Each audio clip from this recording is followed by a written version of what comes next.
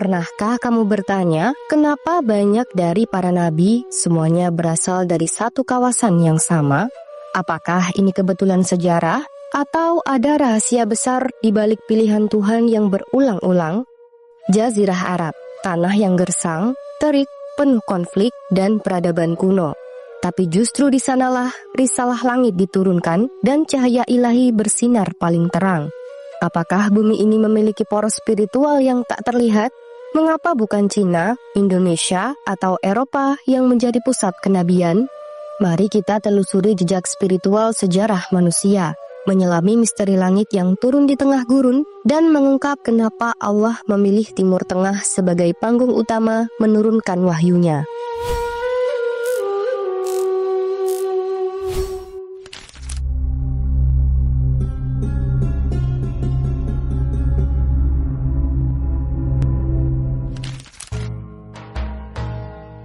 Coba kita tarik mundur ke belakang. Dalam sejarah panjang umat manusia, Allah telah mengutus lebih dari 124.000 nabi, dan dari sekian banyak itu, hanya 25 nama yang disebutkan dalam Al-Quran. Lalu, mari kita lihat di peta dunia. Hampir semua nabi yang disebut namanya itu, lahir, hidup, dan berdakwah di satu kawasan yang sangat sempit, yakni Timur Tengah dan Jazirah Arab. Dari Nabi Ibrahim di Irak dan Palestina, Nabi Musa di Mesir dan Sinai, Nabi Isa di Yerusalem, hingga Nabi Muhammad di Mekah dan Madinah. Pertanyaannya, kenapa wilayah itu?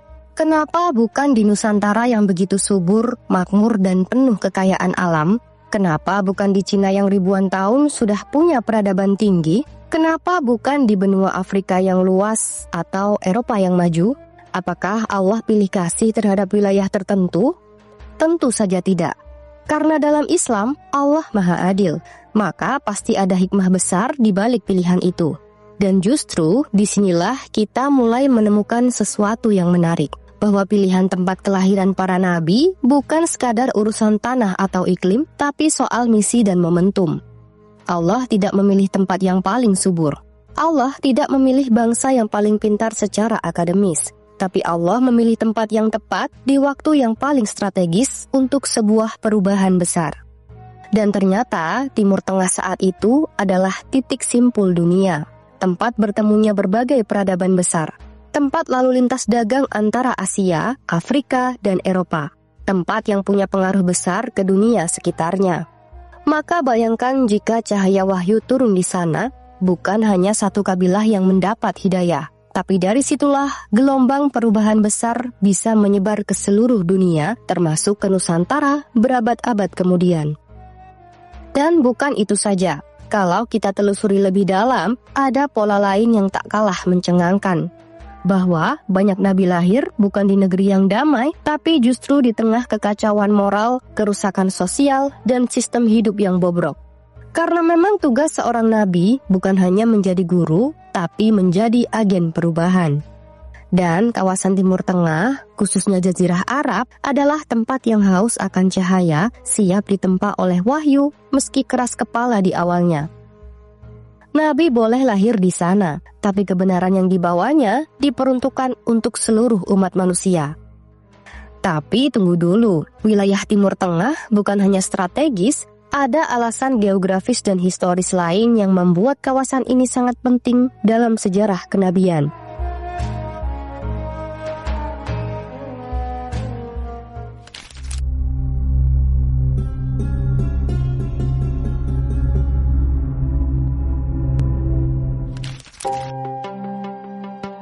Untuk memahami kenapa para nabi banyak lahir di Timur Tengah, kita tidak bisa mengabaikan kekuatan posisi geografis wilayah ini.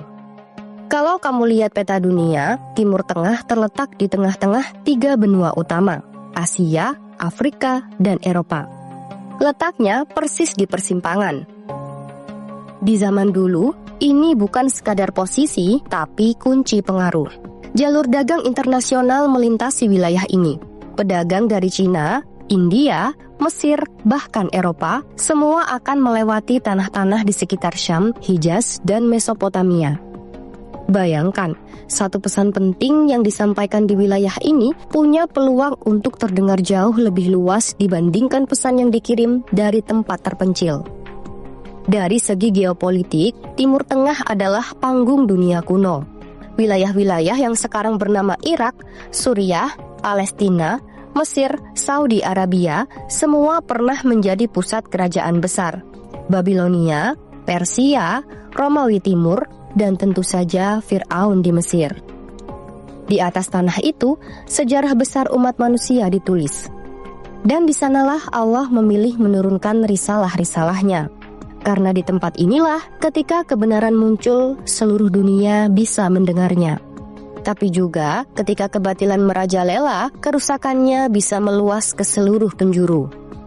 Maka tidak heran, Allah memilih pusat dunia untuk menurunkan para utusannya. Tapi bukan cuma karena posisinya yang strategis. Timur Tengah juga punya karakter tanah dan cuaca yang unik. Sebagian besar wilayahnya tandus, tak banyak air, tak banyak sumber daya alam. Tapi justru karena itulah bangsa-bangsa di sana ditempa untuk jadi tangguh.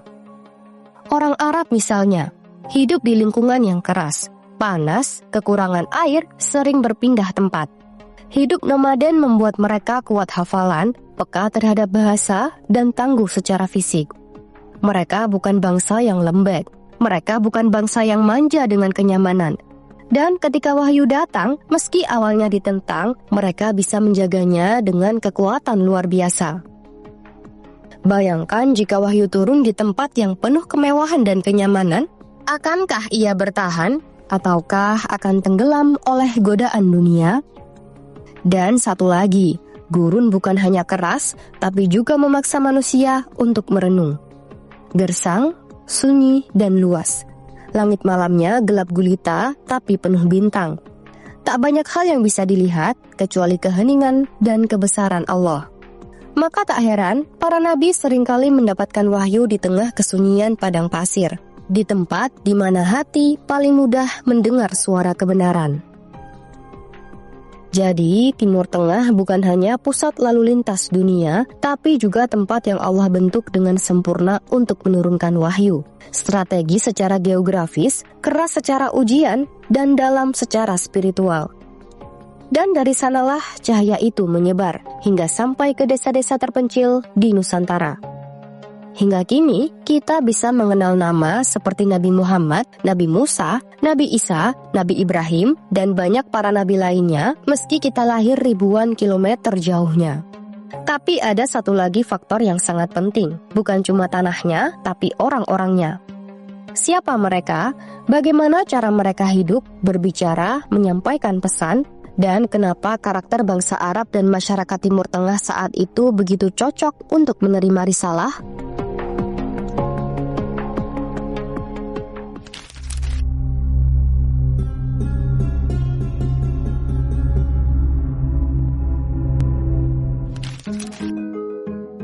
Kita sudah bahas bagaimana posisi geografis dan kondisi alam menjadikan Timur Tengah sebagai panggung yang ideal bagi lahirnya para nabi. Tapi ada satu hal yang sering terlewat, bahwa Allah bukan hanya memilih tempat, tapi juga memilih bangsa. Pertanyaannya, kenapa bangsa Arab? Kenapa nabi terakhir diturunkan di tengah masyarakat yang saat itu masih terbelakang, jahiliyah, dan penuh kezaliman? Jawabannya akan terdengar mengejutkan. Karena justru di tengah rusaknya masyarakat Arab kala itu, ada potensi besar yang tertanam kuat. Potensi yang menjadikan mereka bangsa paling siap menerima dan menyebarkan risalah. Pertama, mari kita bicara soal bahasa. Bahasa Arab bukan sekadar alat komunikasi, tapi ia adalah bahasa yang paling padat, indah, dan fleksibel. Satu kata bisa punya banyak makna, tergantung susunan dan konteksnya. Struktur kalimatnya kompleks tapi teratur, kaya dengan majas, irama, dan nuansa. Tidak heran Al-Quran diturunkan dalam bahasa Arab karena hanya bahasa ini yang mampu memuat kedalaman makna dan keindahan sastra wahyu. Lalu bagaimana dengan masyarakatnya? Orang Arab waktu itu bukan bangsa terpelajar seperti Romawi atau Yunani. Mereka tidak punya universitas atau perpustakaan megah, tapi mereka punya satu kekuatan, budaya lisan. Mereka hidup dalam tradisi hafalan. Syair-syair panjang bisa dihafal oleh anak kecil. Nasab keluarga dihafal turun-temurun. Cerita-cerita sejarah dituturkan dari generasi ke generasi. Jadi, ketika wahyu turun dan Nabi Muhammad menyampaikan ayat demi ayat, masyarakat Arab punya kemampuan alami untuk menyerap dan menyebarkannya. Bahkan, saat banyak bangsa lain bergantung pada tulisan, orang Arab menjaga wahyu pertama kali lewat hafalan. Dan itu jadi pondasi kuat dalam menjaga keaslian Al-Quran hingga hari ini. Selain itu, masyarakat Arab punya karakter keras tapi jujur. Kalau mereka benci, mereka terang-terangan. Kalau mereka suka, mereka akan bela sampai mati. Mereka bukan bangsa yang gampang tunduk, tapi jika sudah yakin, mereka akan mempertahankan keyakinannya dengan seluruh jiwa. Kita lihat bagaimana para sahabat seperti Umar bin Khattab atau Khalid bin Walid. Awalnya keras menolak, tapi ketika iman masuk ke dalam hati mereka, mereka jadi pejuang sejati. Dan karena struktur masyarakat mereka bersifat kabilah, saling terhubung tapi punya kehormatan masing-masing, maka ketika satu kabilah masuk Islam, pesan itu cepat menyebar ke kabilah lain. Jadi, wahyu tidak hanya dijaga, tapi juga disebarkan dengan kecepatan luar biasa. Dan semua itu dimulai dari karakter masyarakat yang secara kasat mata mungkin dianggap primitif, tapi justru disiapkan oleh Allah untuk menjadi penjaga risalah terakhir. Inilah rahasia di balik masyarakat Arab saat itu. Bukan karena mereka lebih mulia, tapi karena Allah tahu mereka punya kemampuan untuk menjaga kebenaran dengan kekuatan lisan, kesetiaan hati, dan keberanian jiwa. Dan hari ini, risalah itu sampai ke kita. Karena mereka telah menunaikan amanahnya. Tapi tetap saja ada pertanyaan. Kenapa wahyu turun di tempat yang keras, bukan di negeri yang sejahtera? Kenapa Nabi datang bukan di tengah kaum yang damai, tapi di tengah masyarakat yang rusak? Karena dalam setiap kegelapan, disitulah cahaya paling dibutuhkan.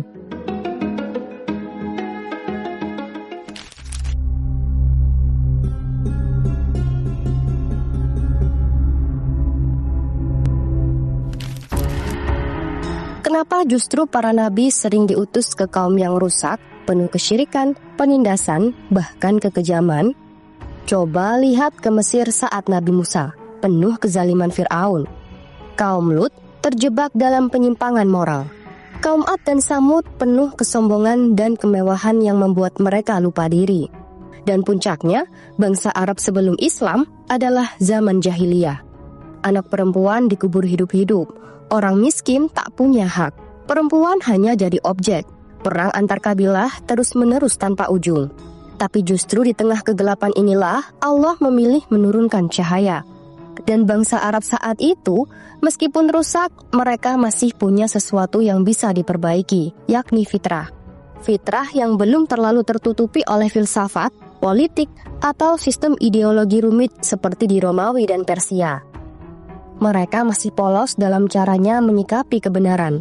Kalau mereka salah, mereka akui. Kalau mereka benar, mereka perjuangkan.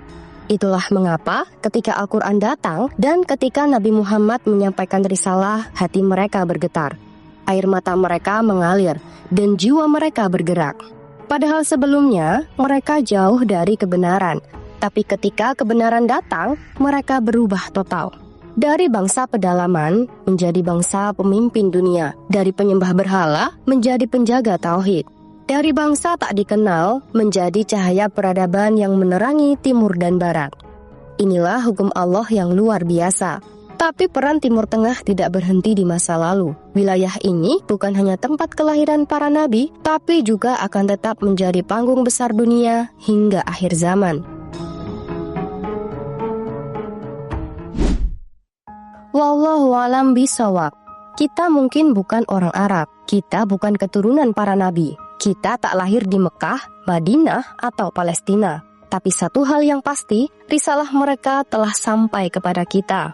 Cahaya yang dulu turun di padang pasir itu, kini bersinar di setiap rumah, masjid, dan hati kaum muslimin di seluruh dunia. Termasuk di negeri kita yang jauh ini, yang dulu bahkan tak dikenal dunia. Dan sekarang, kita bukan hanya penonton sejarah, tapi pewaris risalah. Pertanyaannya sekarang adalah, Apakah kita siap menjaga cahaya itu? Apakah kita sudah benar-benar memahami nilai dari warisan para nabi? Dan apakah kita sudah cukup bersyukur karena walau kita lahir jauh dari tanah wahyu, kita tetap terpilih menjadi bagian dari umat yang menerima cahaya? Kalau video ini membuatmu berpikir, merenung dan melihat Timur Tengah dari sudut pandang yang baru, jangan sungkan untuk tinggalkan komentar. Apa hikmah terbesar yang kamu tangkap dari perjalanan para nabi di tanah yang tandus itu? Dan bagaimana menurutmu kita bisa menjaga warisan itu di zaman sekarang? Karena setiap pikiran dan sudut pandangmu bisa menjadi bagian dari dakwah itu sendiri. Jangan lupa like, share, dan subscribe kalau kamu rasa video ini bermanfaat. Semoga cahaya kenabian terus menyinari hidup kita dan semoga Allah izinkan kita untuk bertemu para nabi di akhirat kelak. Amin.